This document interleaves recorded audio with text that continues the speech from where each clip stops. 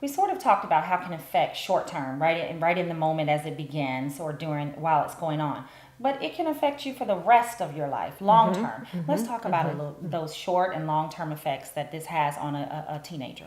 So one of the main ways I'll see, and I'll kind of just skip ahead. So when I'm working with people in unhealthy relationships, primarily females, but if I'm working with couples in particular, if someone has dealt with teen violence and they have not necessarily had a working progress, meaning that they've worked on themselves and they've done some work around doing the work about who they are and how they've come from, and say they're still just going on with a life. I call them walking wounded. Just brushed it under the rug. And right, exactly. I call them walking wounded because, and I use that word codependency because we can potentially still find our identity in other people.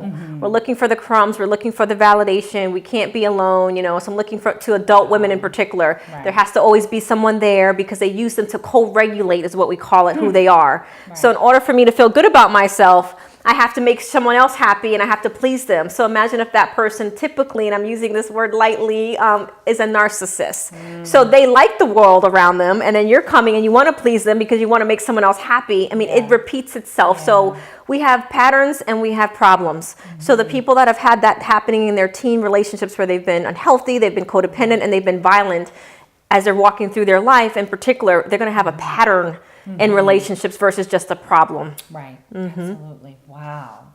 So further, each relationship, you can get yourself in a cycle of that type of relationship over and over and over again.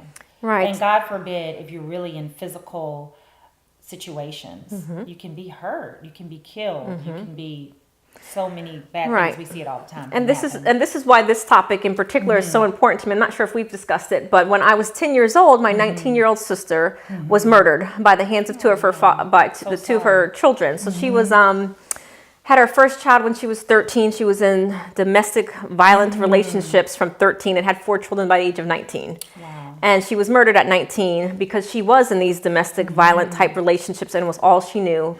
And in particular, trying to leave the relationship became difficult.